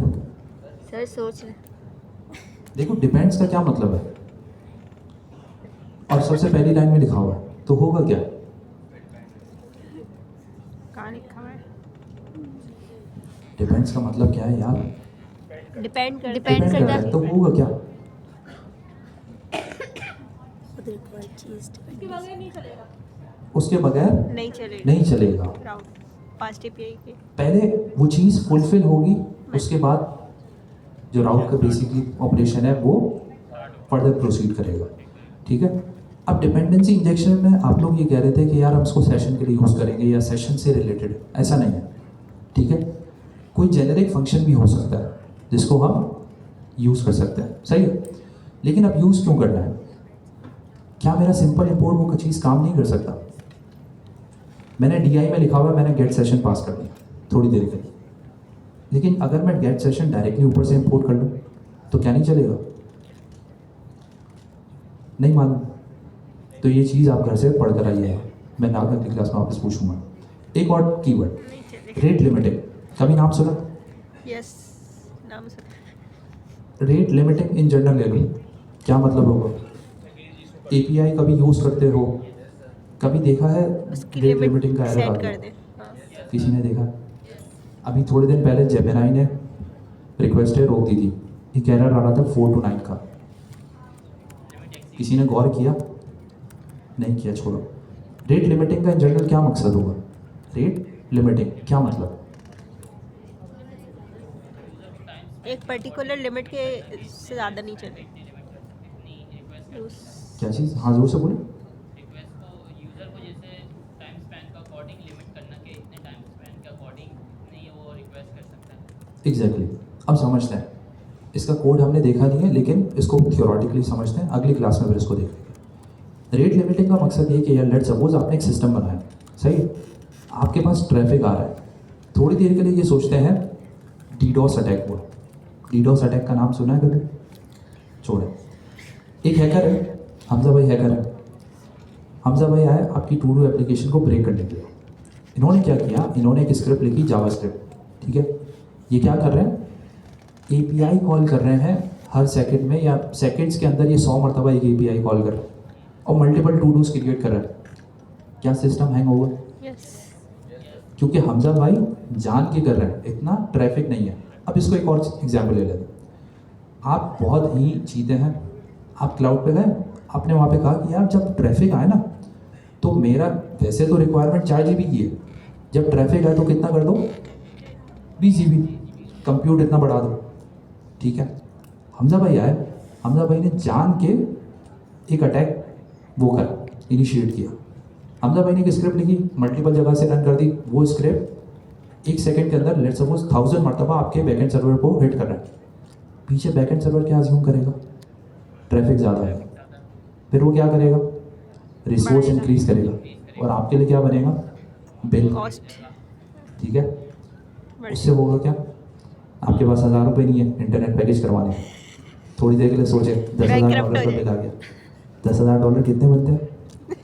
बहुत सारे। करोड़ों। 30 लाख, 28 लाख। क्या करेंगे, टू डू एप्लीकेशन है वैसे भी। अमेज़ॉन वाले आएंगे और ले जाएंगे ब्लैक वीको में। तो उसके लिए आप क्या कर रहे हैं, इस चीज़ को प्रिवेंट करने के लिए हम क्या करेंगे, रेट लिमिटिंग यूज़ करेंगे। हमने बैकएंड पे ये स्पेसिफाई कर दिया कि यार अगर एक सर्टेन IP से इस पर्टिकुलर ड्यूरेशन के अंदर इतनी रिक्वेस्ट से ज़्यादा है तो उसे ब्लॉक करो। ये ओवरऑल कॉन्सेप्ट है किसका, रेट लिमिटिंग। लेकिन मैंने क्या कहा, किसके थ्रू, आप यूज़र को उसके लॉगिन के थ्रू आइडेंटिफाई नहीं कर सकते। आप क्या यूज़ करेंगे, IP आपको कहाँ से मिलेगी? क्या हम कहीं पास कर रहे हैं? हमने तो कहीं नहीं। लेकिन जो रिक्वेस्ट हेडर होता है उसके अंदर IP भी आ रही होती है, जिस जगह से रिक्वेस्ट इनिशिएट हुई है। आप उसका सहारा लेकर आप अपने कोड के अंदर डिफाइन करते हैं कि लेट्स सपोज पर्टिकुलर सेकंड में या पर्टिकुलर मिनट के अंदर इतनी रिक्वेस्ट से ज़्यादा नहीं होनी चाहिए उस सर्टेन IP से। वो सर्टेन IP आपको कहाँ से मिलेगी, रिक्वेस्ट से, ठीक है। अब इसको जोड़ते हैं हम कहाँ से, डिपेंडेंसी इंजेक्शन से। अब थोड़ी देर के लिए सोचें, जब रिक्वेस्ट आएगी IP तभी अवेलेबल होगी, सही है। मैंने डिपेंडेंसी इंजेक्शन यूज़ नहीं की, मैंने सिंपली एक मेथड बनाया और मेथड मैंने किसी फाइल के अंदर रख दिया, ये रेट लिमिटिंग वाला। मैं इसको इंपोर्ट करूँगा डायरेक्टली, इसके पास क्या रिक्वेस्ट की इंफॉर्मेशन है, क्योंकि ये सिंपल इंपोर्ट चल रहा है। जब मैं डिपेंडेंसी इंजेक्शन यूज़ कर रहा हूँ तो डिपेंडेंसी इंजेक्शन क्या मेक श्योर कर रहा है, रिक्वेस्ट आएगी, रिक्वेस्ट की इन्फॉर्मेशन होगी, अब फुलफिल करो डिपेंडेंसीज को। अब रिक्वेस्ट का डेटा है, अब आपके पास वो हेल्पर फंक्शन भी है, उसका कॉम्बिनेशन लिखकर फिर आप लॉजिक इंप्लीमेंट करेंगे। बात समझ आ रही, क्यों यूज़ करने DI, रेट लिमिटिंग समझ आ गया। अब ये घर से थोड़ा सा कोड लेकर आ जाइएगा ताकि आप लोगों को अगली क्लास में थोड़ी बहुत उसकी नॉलेज हो। अब आगे चलते हैं, डॉकर फाइल। भाई यहाँ तक क्लियर है ना, ऐसा तो नहीं मैं गोल गोल घुमा रहा हूँ, हाँ या ना, यस। ठीक है। अब बात करते हैं डॉकर फाइल की। अब आपने हैकर का काम भी कर दिया पूरा, आपको डिपेंडेंसी इंजेक्शन भी थोड़ी देर के लिए बहुत समझ आया, कोड पूरा लिख लिया। अब डिप्लॉय करने जाना। डिप्लॉय करने के लिए आपने एक फाइल बनाई जिसका नाम क्या है? Docker file. Docker file. ठीक है, हमसे स्क्रीन शेयर हो रही है? ठीक है। अब सबसे पहली लाइन मैंने आपसे क्या कहा था, हमें क्या करना है? हमें ओएस की लेयर चाहिए और पाइथन चाहिए, सही। इसके लिए कुछ सर्टेन कमांड्स हैं, सर्टेन इंस्ट्रक्शंस हैं जो कि हम लिखेंगे, सही। सबसे पहले एक मिनट में देख के बताता हूँ, मेरे पास कोड खुला हुआ है। ठीक है, अब सबसे पहले फ्रॉम की कमांड नहीं, लेट्स सपोज इसका सिंटैक्स है, हमसे ज़रा लिखना फ्रॉम कैपिटल में। समझ में एरर क्यों आ रहा है? पाइथन लिखो ज़रा, सही है, चल रहा है पाइथन। हाँ, टैब दबाओ। ठीक है, मैं यूज़ कर रहा हूँ बेस लेयर किसकी? पाइथन 3.1 की, और उसमें डैश स्लिम लिखा हुआ है। अच्छा, अभी के लिए ये समझ लें कि ये जो हम लेयर इंपोर्ट कर रहे हैं इसमें ओएस की डिपेंडेंसीज भी है प्लस पाइथन 3.11 भी है, दोनों एक चीज एक साथ होगा, सही। अब मेरी डॉकर फाइल में मेरे पास मिनिमम डिपेंडेंसी लेयर आ गई। अगला स्टेप मेरा क्या होना चाहिए? क्या होना चाहिए? मुझे इंस्टॉलेशंस करनी है, लेकिन आप लोगों को ये समझना है कि जो डॉकर फाइल बनेगी या जो ब्लूप्रिंट क्रिएट होगा वो आपके कोड से इंस्ट्रक्शंस उठाएगा और फिर उसके अगेंस्ट में इमेजेस क्रिएट करेगा। तो ये चीज़ के लिए क्या करना है, मुझे requirement.txt या लेट सपोज मेरा जो पाई प्रोजेक्ट जो टोमेल है उसकी फाइल मुझे अपने लोकल डायरेक्टरी से लेनी है और डॉकर के अंदर उसकी कॉपी बना के फिर मुझे आगे इंस्टॉलेशन का काम करना है, सही।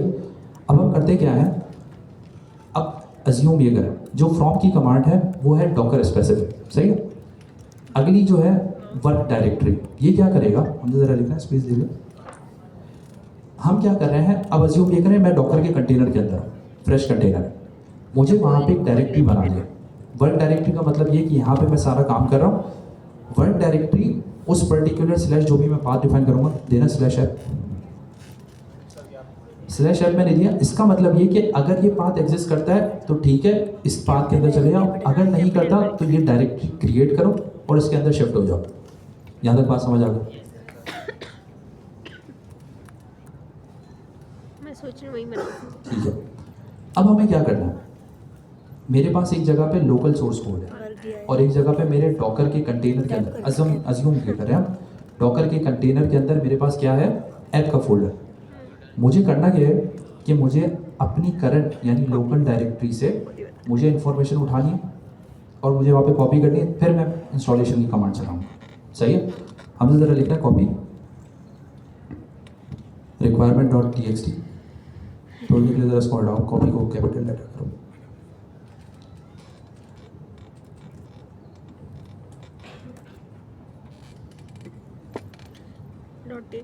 Space. Dot dot dot dot intelligence की सारी चीज़ें बता दी। ठीक है, अब समझते हैं इस कमांड का मतलब वैसे कोई बता सकता है? requirements.txt में जो भी चीज़ें वो कॉपी करना। रिक्वायरमेंट टीएक्सटी में बेसिकली पैकेजेस आपके सारे पैकेजेस डिफाइन होते हैं, सही। कॉपी की कमांड जो है ना वो डॉकर स्पेसिफिक नहीं है। कॉपी की कमांड जो है वो जेनेरिक सिस्टम में चली है। उसे आपने ये बताना पड़ेगा कि सोर्स क्या है और डेस्टिनेशन क्या है। सोर्स आ रही है लेफ्ट साइड पे, डेस्टिनेशन राइट साइड पे। कॉपी सोर्स क्या है इस वक्त, local computer system. Local system में अज्यूम ये करते हैं कि requirement.txt की फाइल है जिसमें डिपेंडेंसीज मेंशन है। डेस्टिनेशन क्या है, डॉकर कंटेनर। ऊपर वर्क डायरेक्टरी मैंने ऐप लिखा, इसका क्या मतलब है कि यार ऐप की डायरेक्टरी क्रिएट करो, उसके अंदर शिफ्ट हो जाओ, यानी सीडी का जो हम यूज़ करते हैं, ठीक है। अब डॉट का मतलब क्या होगा, करंट ऐप डायरेक्टरी के अंदर इसको कॉपी कर दो। यहाँ तक बात समझ आ गई?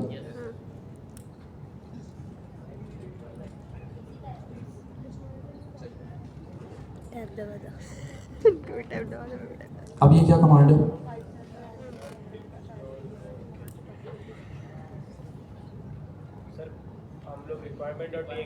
requirement.txt उस पर्टिकुलर फोल्डर में आ गए, ठीक है। कंटेनर के अंदर इंस्टॉलेशन के लिए मुझे क्या चाहिए, रिक्वायरमेंट डिपेंडेंसीज की लिस्ट चाहिए। अगर मेरे पास पैकेज डॉट जेसन होती है और अगर मैं npm इंस्टॉल करता हूँ, वो नोड मॉड्यूल इंस्टॉल कर देता, ठीक है। इसी तरीके से मुझे क्या करना है, मुझे अब इंस्टॉलेशन की कमांड चलानी है। ये कमांड फॉर एग्जांपल मैंने लिख ली, उसने क्या किया, स्लैश ऐप के अंदर करंट डायरेक्टरी में रिक्वायरमेंट डॉट txt पेश की और उसके अगेंस्ट में क्या किया, उसने इंस्टॉलेशन कर दी। अब आपके पास वर्किंग डायरेक्टरी है, आपने रिक्वायरमेंट पेश कर दी, रिक्वायरमेंट इंस्टॉल कर ली, अब क्या करना है। सर ये नो कैच दिया या नो कैशे का मतलब ये कि तुम कैशे नहीं कर रहे हो, ठीक है। इसकी डिटेल में हम नेक्स्ट क्लास में चले जाएंगे। अभी ये बताओ मुझे नेक्स्ट स्टेप मुझे क्या करना है। कोड रन करना हो। कोड रन करना हो, कोड है कहाँ भी, अच्छा हाँ, कोड मेरे लोकल पे है, कोड कंटेनर के अंदर अभी नहीं पहुंचा, तो मुझे क्या करना है, कॉपी main dot मुझे ना वहीं बनाने चाहिए, मैं सोच रही हूँ। वो तो main dot view है।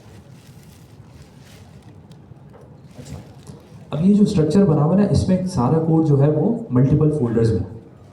तो मुझे बेस्ट प्रैक्टिसेस मैं क्या करूँ, मैं या तो एक सोर्स का फोल्डर बनाऊँ, अपने सारे वर्किंग फोल्डर उसके अंदर रख लूँ और वो चीज़ कॉपी करके पेस्ट कर दूँ, ठीक है। पेस्ट कहाँ होगा, डॉकर ऐप के अंदर, ठीक है। तो या तो अंदर तुम रीनेम करके इसको कर लो,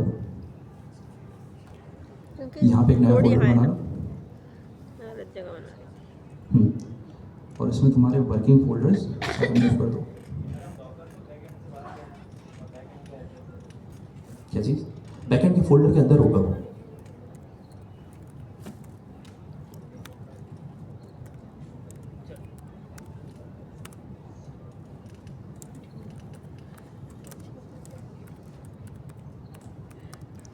खुद दे दो भाई।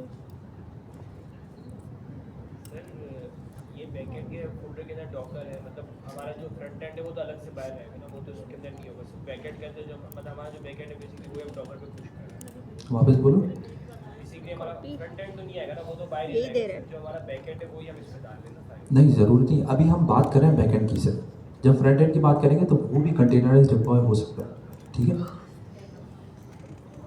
हमने ज़रा कमांड लिखना है, कॉपी। पहली चीज़ क्या है भाई, जो लेफ्ट साइड वाली लोकल डेस्टिनेशन, ठीक है।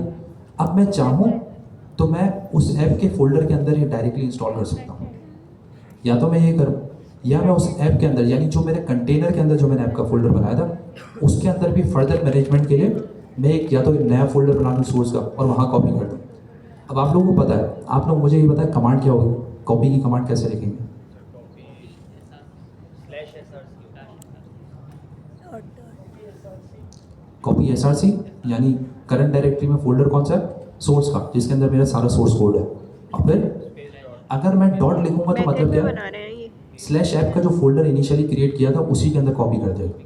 शाबाश। मैं ये भी कर सकता हूँ, या मैं स्लैश एसआरसी करूँगा तो वो क्या करेगा, वो एक फोल्डर बना देगा अगर नहीं है और एसआरसी के अंदर जाके पेस्ट कर देगा। तो हम अभी सिंपल करते नहीं हैं, डॉट में कर दो बनाया समझा, मैंने, स्लैश हटा, डायरेक्टरी में बनाया था ना, ठीक इसलिए ही है। बना। अगला जब अब इंस्टॉलेशन हो गई, अब क्या रह गया, एप्लीकेशन कोड भी आ गया, अब आखिरी क्या रह जाएगा,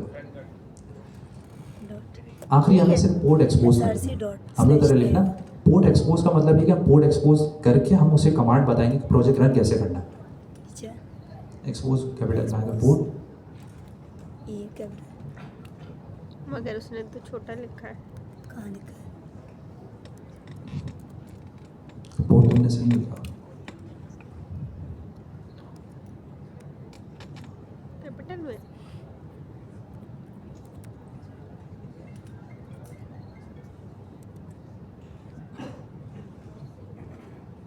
क्या हुआ,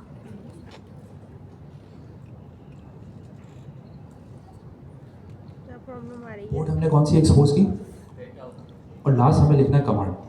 कमांड क्या है,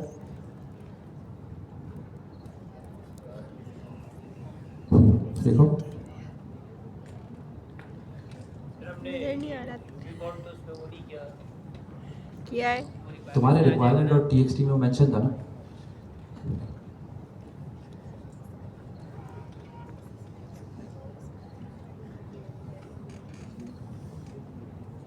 क्या लिख रहे हैं यार। फास्ट एपीआई कहाँ पे?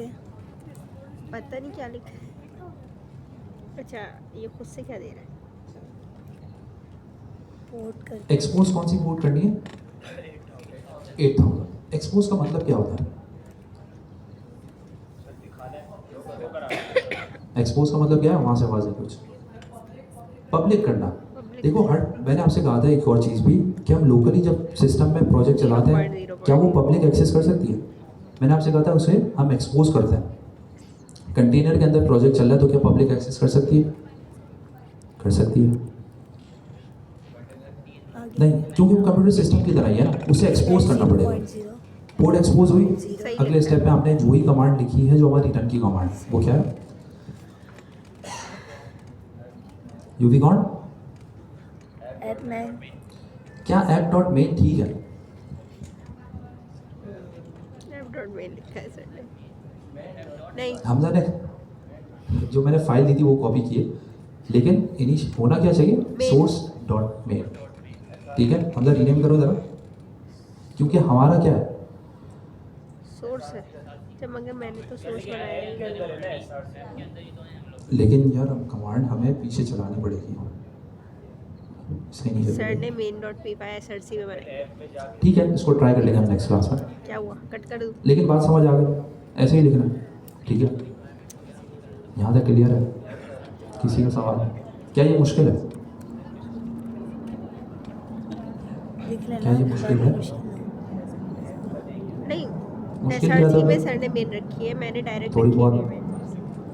इसको हम एन का भी वो नहीं देंगे, डायरेक्ट हम SRC तो अब मैं SRC क्या चीज़? देखो ये तुम डायरेक्टरी, मैंने बेसिक कॉन्सेप्ट समझा दिया। अब तुम्हारी डायरेक्टरी जिस हिसाब से तुमने स्ट्रक्चर की हुई है, तुम मेरी डॉकर फाइल के अंदर directory उसी तो मैं हिसाब से direct बात दोगे। जनरल समझ लेता है। देखो जो कॉपी की कमांड है ना, उसके लिए आपको डिफाइन करना पड़ेगा कि यार लोकल सोर्स क्या है और डेस्टिनेशन सोर्स क्या है। लोकल सोर्स आपका कंप्यूटर होगा, ठीक है, क्योंकि आप कंप्यूटर पे बना रहे हैं, और डेस्टिनेशन क्या होगा? कंटेनर, जहाँ पे आपको इंस्टॉलेशन करनी है। लेकिन ये वर्क डायरेक्टरी की कमांड, ये एक्सपोज की कमांड, ये रन की कमांड, ये बाय डिफ़ॉल्ट यही एज्यूम करते हैं कि आप किसको पॉइंट कर रहे हो? डॉकर को। आप अपने लोकल उसको लोकल एनवायरनमेंट को पॉइंट नहीं कर रहे हो। उसके लिए हमें ये डेस्टिनेशन डिफाइन करने की नीड नहीं है। बाकी आप खुद भी पढ़ सकते हैं।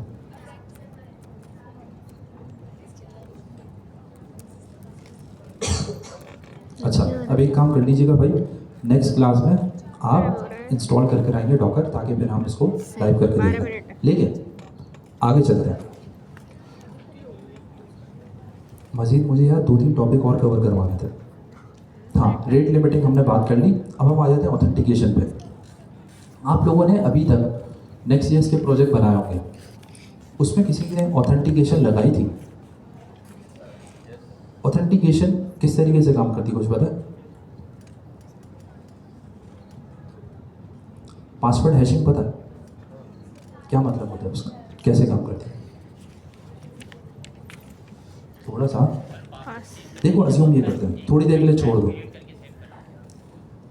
हैशिंग आप लोगों को नहीं पता ना, हम अज्यूम ये करते हैं कि आपकी वेबसाइट पे यूज़र है, उन्होंने पासवर्ड लिखा हमजा123, ईमेल लिखा hamza@gmail.com, जाके सेव कर दिया। कन्वर्ट हो रहा है किसी को। अब डेटाबेस के अंदर पासवर्ड के कॉलम में वैल्यू कैसे होगी? सर वो कोई दूसरे डिफरेंट हैशेस वैल्यू का सेव हो जाता है। अभी तो हैशिंग लगाई नहीं, अभी तो नज़र आ रहा है, मुझे नज़र आ रहा है। वो क्या है? वही होगा। 1 2 3। तो क्या ये सही तरीका है? अगर लेट सपोज थोड़ी देर के लिए हटा दो, बैंक सिस्टम है, आप डेटाबेस खोल के बैठे हो, आप सिंसियर हो, हमजा भाई है पीछे से देखा यार ये के पास इतने पैसे हैं और पासवर्ड ये, तो हमजा भाई क्या करेंगे? वैसे नहीं करेंगे, लेकिन एग्जाम्पल ले लेते हैं। पासवर्ड लगा के, अब आपने हैशिंग नहीं लगाई तो क्या आप 2FA लगाएंगे, 2 फैक्टर ऑथेंटिकेशन? तो बहुत दूर है, अभी तो हैशिंग नहीं लगी। तो आप क्या करेंगे? हमजा भाई ने देखा पासवर्ड लॉगिन किया और थोड़ी देर के लिए 2 2s डिलीट कर दिए, ये है। उसके लिए हम क्या यूज़ कर रहे हैं? हैशिंग। हैशिंग क्यों यूज़ करते हैं भाई? कि यार पासवर्ड जो है ना डेटाबेस में जो काम कर रहा है, यानी इवन डेवलपर के लिए भी वो चीज़ एक्सपोज ना हो। इन केस अगर हैक हो गया तो पासवर्ड लीक नहीं हो, ठीक है। लेकिन इसमें भी एक मसला है। क्या मसला है? हैश क्रिएट कैसे होता है? हैश का मतलब क्या है, थोड़ा सा सर्च करिए। ये चीज़ है ना, फिर हम नेक्स्ट क्लास में थोड़ा सा इम्प्लीमेंट करके देख लेंगे, लेकिन थोड़ा सा माइंड मैपिंग करने से। यार खुल जा खुद ये तो यूनिक एक तरीके से की होती है ना, जो हर दफ़ा हर डिफरेंट पासवर्ड के लिए क्रिएट करते हैं। क्या होती है? तरीके से यूनिक की होती है जो हर डिफरेंट पासवर्ड के लिए डिफरेंट होती है। अच्छा, हैशिंग के मल्टीपल एल्गोरिथम्स भी होते हैं, सही है, अभी उसकी डिटेल में नहीं जाते। अज्यूम ये करते हैं आपने हैश क्रिएट कर लिया, ठीक है। अब मुझे एक सवाल सोच के बताएं, हैश था लेट्स सपोज हमजा 123, नहीं सॉरी ये पासवर्ड था, हैश होके ये क्या बनेगा, एक कुछ कोड बन जाएगा। अब आप लोग मुझे ये सोच के बताएं, हमजा 123 हमजा ने रखा, मैं आया मैंने अपना पासवर्ड भी हमजा 123 रख दिया, क्या हैश सेम होगा या डिफरेंट होगा? डिफरेंट होगा। कौन कह रहा है डिफरेंट होगा और कौन कह रहा है सेम होगा? क्या होगा? देखो, हैशिंग के लिए ना हम एक की यूज़ करते हैं, सीक्रेट की, वो एक एल्गोरिथम में फिट करते हैं, उसमें टेक्स्ट वैल्यू जाती है, वो की जाती है, उसके अगेंस्ट में हैश जनरेट कर देता है, ठीक है। उसकी मास्किंग हो जाती है डेटाबेस में, मास्क वैल्यू सेव हो जाती है, सही। की सेम है, पासवर्ड सेम है, फिर मैंने जनरेट करने की कोशिश की तो वो न्यू कैसे जनरेट करेगा, वो न्यू मास्किंग कैसे जनरेट करेगा? वो तो सेम ही मास्किंग जनरेट करेगा। बात समझ रहे हो? मसला क्या है, 50 लोग हैं, 50 लोगों ने हमजा 123 रखा, इवन अगर हैशिंग भी है तो क्या होगा, हैश सेम जनरेट हो रहा होगा। इसका सॉल्यूशन क्या होगा? हैकर को ये नहीं पता चलेगा कि पासवर्ड 123 हमजा 123, लेकिन हैकर को ये पता चलेगा 50 बंदों का सेम पासवर्ड है, किसी एक का भी ब्रेक हो गया तो सबका ब्रेक हो जाएगा। अब सोच के बताएं फिर इसका हल क्या है? क्या चीज़? कौन सी आईडी यूनिक रखोगे? वो तो यूनिक ही है। आप लोग ये कंडीशन लगाओगे कि भाई हमजा 123 किसी ने रख दिया, अब नहीं रखना है। फेसबुक ये करेगा तो कैसे होगा? हर बंदा यूनिक पासवर्ड लेकर आता है। तो तुम यूनिक हैशिंग एल्गोरिथम बनाओगे हर यूज़र के लिए, हमजा के लिए अलग है वो हैशिंग एल्गोरिथम है, मेरे लिए अलग है, ऐसा होगा? हर बार अलग जनरेट करें एल्गोरिथम। फेसबुक कैसे मैनेज करे? हमजा का हैशिंग एल्गोरिथम अलग है, मेरा अलग है, 2-3 अरब यूज़र्स हैं, सबका अलग है।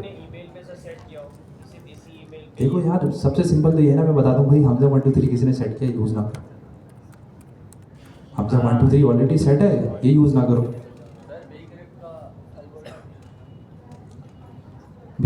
इनकोड और डिकोड 2 मिनट लिए ज़रा सोचें, ताकि हमारे क्लास का टाइम भी थोड़ा सा कवर हो जाए। यही बोल रहा है भाई क्यों कर रहे हो यार, तुम टूडू है बना के जाओगे, भाई तुम छुट्टी पहले ही समझ लो, रुक तो जाओ। तुम ही बताओ भाई, तुम बताओ, सोचो, तुम्हारे पास 2 मिनट का टाइम है। सॉल्ट प्लस हैशिंग, और ये सॉल्ट मतलब पता करो किसी का salt is a मगर random किसका unique है ये पता नहीं, और कोई ट्रिक?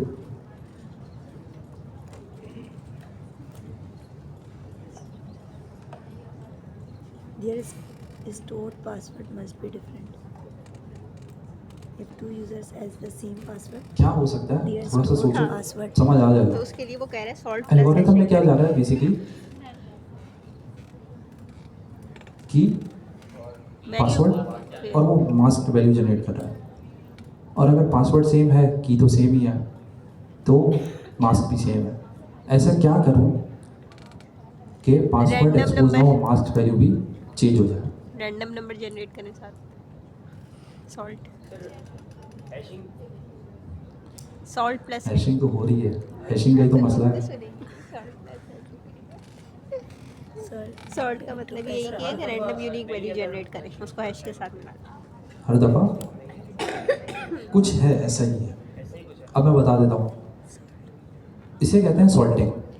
अब हो गया, आप एक मतलब जब यूज़र, नहीं सुनी नहीं हाँ छोड़ो। हाँ अब तुम सुन लो, तुमने इंस्टाग्राम पे सुना, मेरी भी सुन लो थोड़ी सी, मैं इंस्टाग्राम पे नहीं हूँ। अच्छा, पासवर्ड सेम जा रहा है, की सेम है, आप की को चेंज नहीं कर सकते हो, की आपने एक मरतबा स्पेसिफाई कर दी वही रहेगी। लेकिन आप करोगे क्या, आप एक यूनिक वैल्यू जनरेट करोगे। ये यूनिक वैल्यू जब आप यूज़र क्रिएट कर रहे हो ना, देखो पासवर्ड कब क्रिएट होगा, जब यूज़र बेसिकली रजिस्टर्ड होगा, पासवर्ड एंटर हो रहा है। पासवर्ड एंटर करने से पहले आपने उसके साथ एक यूनिक की जनरेट की और कॉन्कैटिनेट कर दी। ये की जो है ये डेटाबेस में स्टोर होगी विद द नेम सॉल्ट थोड़ी देर के लिए। कॉन्कैटिनेट किया, हमजा 1 2 3 और 5 6 7 8 कॉन्कैटिनेट हुआ। अब आपने मास्क किया इसको तो एक यूनिक हैश जनरेट होगी। अगला यूज़र आएगा, हमजा 1 2 3 अब डिफरेंट है 9 6 7 0 कॉन्कैटिनेट हुआ, डेटाबेस में ये वैल्यू स्टोर होगी। लेकिन मास्क जो मास्क वैल्यू है जो आउटपुट एल्गोरिथम कर रहा है वो क्या होगा, वो चेंज हो जाएगी। अब जब यूज़र लॉगिन करेगा ना तो वो जो यूनिक वैल्यू वो तो डेटाबेस में है सॉल्ट, आप उसको यूज़ करते हुए यूज़र का पासवर्ड कॉन्कैटिनेट करोगे और आपको हैश वैल्यू पता चल जाएगा। लेकिन अगर इन केस आपका डेटा ब्रीच होता है तो सॉल्ट तो यूनिक है हर यूज़र का और पासवर्ड भी यूनिक होगा। समझ आ गई बात?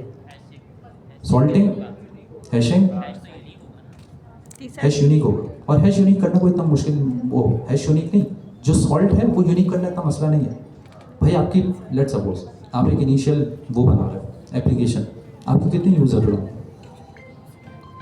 कितने हो सकते, 1 लाख 2 लाख 3 लाख, तो ज़्यादा हो। ठीक है। सॉल्ट बनाने के लिए लेट सपोज आपने एक मैथमेटिकल मैथ रैंडम का फंक्शन बना दिया। अब पॉसिबिलिटीज एंडलेस है, आपने इवन 10 डिजिट का सॉल्ट भी बना दिया ना तो उसके साथ हमजा अली आप कभी भी उसको वो यूनिक नहीं कर पाओगे, वो हर मरतबा एक यूनिक मास्क वैल्यू जनरेट हो जाओ। समझ आ गई बात? ऐसे क्लियर नहीं लग रहा। तो हमने क्या पढ़ा भाई, डॉकर फाइल, डॉकर इमेज, हम एग्जीक्यूशन नेक्स्ट क्लास में देख लेंगे, डॉकर कंटेनर का concept, salting, hashing, API, rate limiting और डिपेंडेंसी इंजेक्शन, ये पढ़कर आ जाइएगा अगली क्लास में, इसको इम्प्लीमेंट करके देख लेंगे। एक वैल्यू स्ट्रिंग अटैच कर दो और उसके साथ फिर आप हैश करो, और वो स्ट्रिंग आपकी डेटाबेस में होनी चाहिए, वरना यूज़र जब वो पासवर्ड डालेगा तो भी आप रॉन्ग पासवर्ड कह रहे दोगे। नहीं हो सकता ना, यूँ होगा हर बार यूनिक आईडी जनरेट होगी। मैं 50 मरतबा भी अपना पासवर्ड हमजा 1 2 3 कर दूँ, आईडी जब भी जनरेट करूँगा वो तो यूनिक है। जब कॉन्कैटिनेट करके उसको लाओ से फिर से पढ़